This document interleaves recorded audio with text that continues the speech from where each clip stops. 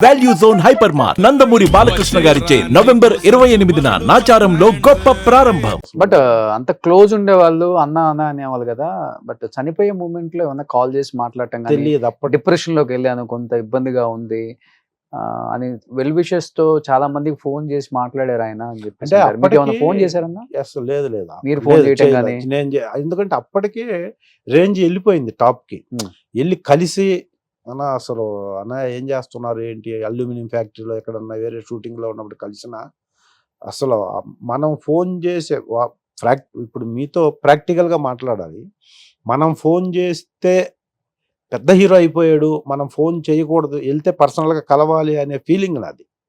So ఆ process లో ఎప్పుడన్నా కలిస్తే షూటింగ్ లో కలిసినప్పుడు రెస్పెక్ట్ గా అన్న రాన్న ఎక్కడ ఉన్నావు ఏం చేస్తున్నావు అని అంటే మాట్లాడటం తప్ప ఫోన్ చేసి మాట్లాడే అంత కమ్యూనికేషన్ లేదు చివర్లో.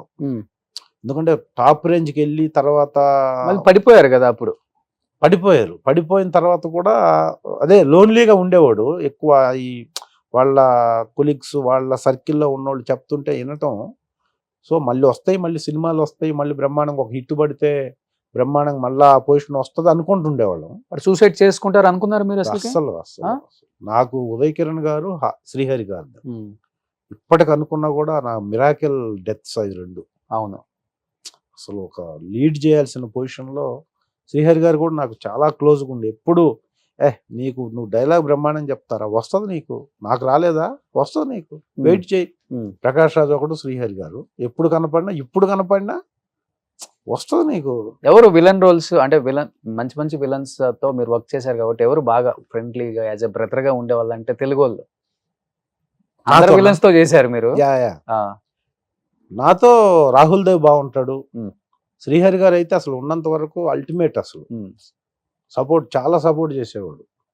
ఇప్పుడు ప్రకాష్ రాజ్ గారు ఇప్పుడు అయితే ఎవరిని నేను పని కట్టుకొని వెళ్ళి కలవను, సెట్ లో కలవటం. సెట్లో కలవటమే. ఈవెన్ బాలకృష్ణ గారిని అయినా సెట్లో కలుస్తా. నేను ఇంకొక షూటింగ్ దగ్గరికి వెళ్ళి హీరోలని రికమెండ్ చేయమని ఇప్పుడు, ఎందుకంటే నేను మీకు తెలుసు గోపీచంద్తో సినిమాలు చేశాను. గోపీచంద్ గారితో లక్ష్యం లౌక్యం చేశా. లక్ష్యం లౌక్యము 2 సినిమాలు మంచి క్యారెక్టర్లు చేశాను.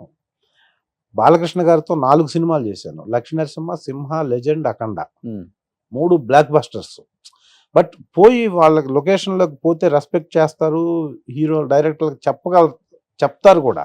ఓకే. కానీ ఇబ్బంది పెట్టడము, మనం మళ్ళా ఇంకొకళ్ళకి ఆబ్లిగేషన్ పెట్టడం. నేను డైరెక్టర్ని 100 సార్లు కలుస్తా, కో డైరెక్టర్ని 10 సార్లు 20 సార్లు కలుస్తా ఇప్పటికీ. ఎందుకంటే ఇచ్చేవాళ్ళు వాళ్ళు, నా రైట్ అది. యాజ్ అన్ యాక్టర్ నేను డైరెక్టర్ని ఎన్నిసార్లు అయినా కలవచ్చు, వాళ్ళు తిట్టినా కలవచ్చు, కానీ హీరోలను కలవకూడదు. ఓకే. ఎందుకంటే హీరోలు అందుకు లేరు అక్కడ. మనం చేస్తున్నప్పుడు సార్ నేను ఈ సినిమాలో ఈ క్యారెక్టర్ చేస్తున్నానంటే కూర్చోబోయా బ్రహ్మాండం ఎలా ఉంది ఏంటి, అప్పుడు వేరు.